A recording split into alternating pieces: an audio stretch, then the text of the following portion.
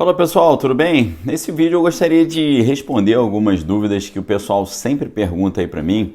E aqui a gente vai pegar questões práticas de o que você precisa fazer para se preparar para todos os pepinos e estranhezas que estão por vir. Tá? Vou dizer aqui as 5 coisas que eu acho mais importantes para você estar completamente preparado para esse estranho cenário que está se desenhando ao nosso redor, ok? Antes disso, gostaria apenas de lembrá-los, que a minha livraria está com uma promoção maravilhosa até apenas, eu creio que até o sábado só. Então aproveite agora para adquirir os livros lá na livraria, links aqui embaixo, não perca tempo, ok? Então vamos lá, pessoal. 5 passos para a gente sobreviver para o que está por vir.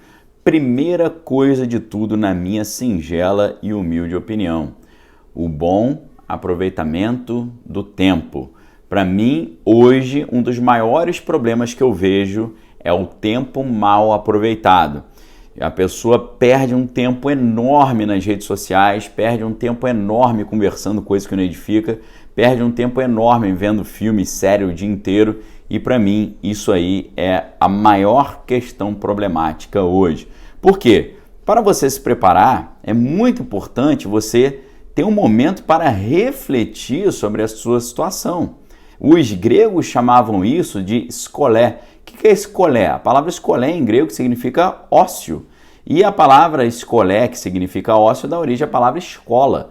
Só que escola não era um mero ócio de você ficar olhando, contando carneirinho, olhando para as nuvens. Esse é um ócio criativo. É aquele ócio que você tem o tempo de autorreflexão. E na verdade, hoje no mundo inclusive, você pode ver que as pessoas foram desprovidas desse ócio criativo. Quando a pessoa não está num grupo enorme de amigos ali, numa confusão, numa festa, ela está nas redes sociais conversando com os outros, só vendo a vida dos outros, e monitorando a vida dos outros. Isso aí é fundamental ser retirado da sua jornada para que você possa se preparar para o que está por vir. Por quê? Você precisa ter um momento de autorreflexão para pensar: como eu poderia ter uma renda extra? Como eu poderia diversificar meu patrimônio? O que eu preciso estudar para me proteger? Que tipo de informação eu preciso cultivar para eu ter um crescimento pessoal, para eu me proteger, para eu entender o que está acontecendo e poder me preparar diante disso? Inclusive, aqui vale também uma grande orientação do meio bélico que acabou se transferindo para o meio da gestão, da administração de negócios, que eu trago aqui para vocês sempre, que é o famoso ciclo UDA, OODA, observar, se orientar, decidir e agir. Esse ciclo significa o quê? Que você só consegue agir corretamente quando você consegue decidir corretamente e quando você já se orientou corretamente porque você observou corretamente. Se você transfere isso para a sua vida pessoal, observar, se orientar, decidir e agir, tudo começa com um bom aproveitamento do tempo. Por quê? Se você souber aproveitar bem o seu tempo, você vai saber observar primeiro, depois se orientar, depois decidir e depois agir. Então, o bom aproveitamento do tempo é fundamental para você observar a sua vida, ver o que falta ali para você ser mais, a sua vida ser mais sólida em todos os aspectos, seja na saúde física, saúde emocional, na vida financeira, na sua vida mental também. Tudo aquilo que você precisa melhorar, você precisa parar para estudar. Depois, com essas informações, você vai se orientar, depois você vai decidir e vai agir. Obviamente, com relação ao saber o que está acontecendo no mundo, é fundamental também. Saber o que está acontecendo por aqui, no cenário macro, no cenário global, é fundamental. Para isso, você também vai precisar observar, se orientar, decidir e agir. Mas observar corretamente envolve você ter teorias. Eu já disse para vocês aqui em outros vídeos que teoria vem da palavra theorin, em grego, que significa ver uma vista, enxergar algo. A teoria é como se fosse um óculos, é como se fosse uma lente que te faz enxergar melhor. E você só consegue ter essas boas teorias através de boas leituras. Você precisa, portanto, selecionar aquilo que você vai ler. Você precisa não apenas aproveitar bem o seu tempo, mas nesse aproveitamento do tempo, ler as coisas que você precisa ler para poder se proteger melhor. É claro que aí entra aquela ideia da economia da informação. O que significa a economia da informação? Significa que, se antigamente o acesso à informação era muito difícil, numa época em que não havia internet, era muito difícil você estudar educação financeira, estudar relocação estratégica, estudar marketing digital, estudar o cenário geopolítico global, saber das notícias, era difícil, porque o sistema de comunicação global, os meios de comunicação não eram tão velozes e instantâneos como eles são hoje.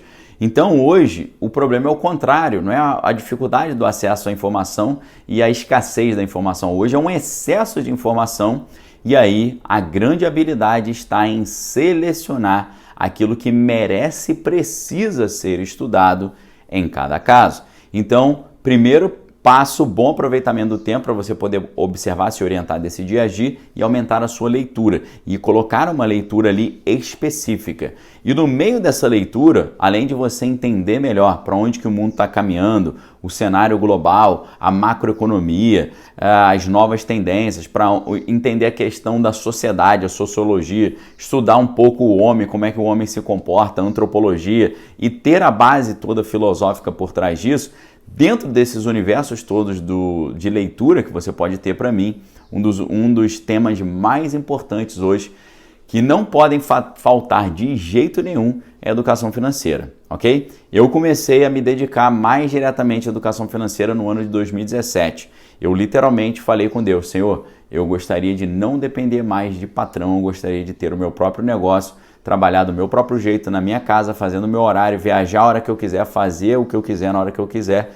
Então eu falei para Deus: Senhor, me ajuda a entender isso, me ajuda a desenvolver uma mente empreendedora, me ajude a entender como é que funciona investimento, juros compostos, renda fixa, renda variável, ações, fundos imobiliários, como é que é esse mundo das finanças, né? Você lembra de livros assim como do Tony Robbins, né, que é Dinheiro Domina Esse Jogo, né, Money Master the Game. Você fala, realmente, o dinheiro, ele é um jogo que você precisa aprender a jogar. E quando você aprende a jogar bem, você acaba conseguindo acumular o patrimônio.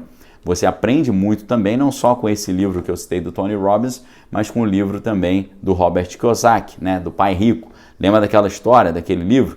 Ali realmente está uma pepita de ouro, ali estão diamantes de conhecimento que você precisa ter. Já te dei dicas de leituras aí. Agora, dentro desse contexto, tem tudo a ver com bom aproveitamento do tempo e aumentar a leitura.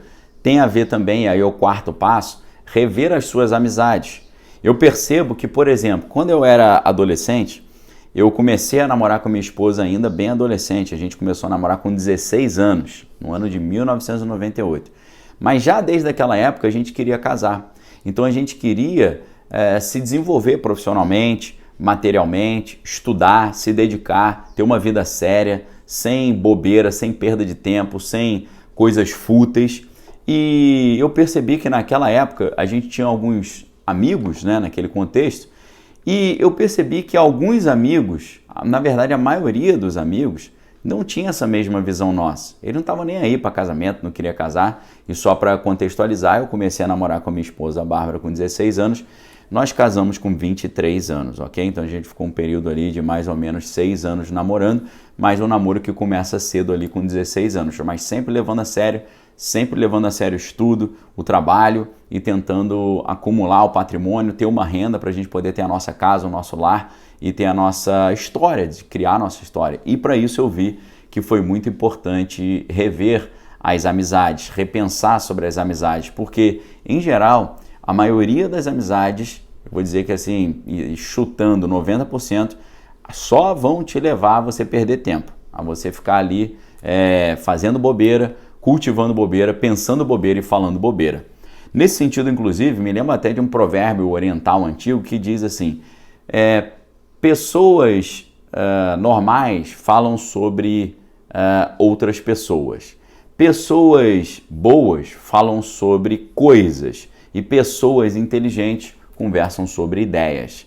Então você vê que hoje quase não há mais conversas sobre ideias, é só conversa sobre coisas e outras pessoas. É fofocaiada, bobeirinha, amenidades, coisas que não acrescentam. Agora, ideias. Se você tiver um amigo que gosta de falar sobre ideias, principalmente ideias empreendedoras, ideias para crescer, cultive muito bem essa amizade. E, em último lugar, a vida espiritual. Isso é fundamental. Você pode acreditar ou não, mas Deus se comunica conosco.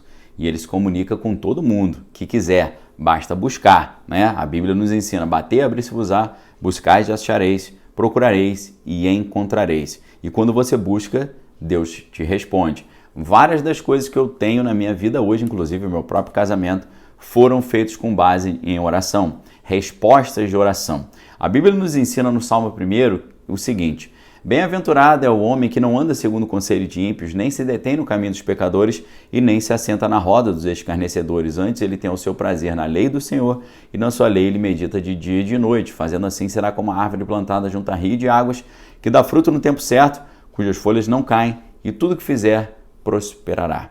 Isso aí para mim é vital. O mais importante de tudo, a vida espiritual, porque Deus vai te orientar em oração e jejum naquilo que você deve pensar, fazer, com quem você deve andar, que tipo de negócio você deve iniciar e com quais pessoas você deve conversar para atingir os objetivos, não seus, mas os objetivos que Deus sonhou para você, porque a Bíblia também nos ensina que, mais do que tudo que nós pedimos e pensamos, são as coisas que Deus tem guardadas para nós. Então essa é a quinta e última dica.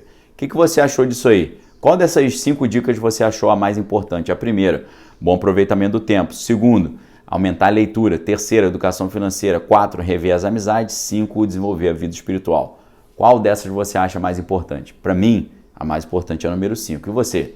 Dê sua opinião aqui embaixo nos comentários. Forte abraço, fique com Deus. Amém, todas as coisas tem que é bom. Na minha livraria está na promoção, tem vários livros aí para te ajudar nesse processo. Não só os meus, mas também de vários outros autores aí de alto nível, ok? Forte abraço, Deus abençoe vocês. Voltamos em breve com mais conteúdo exclusivo no nosso canal. Valeu!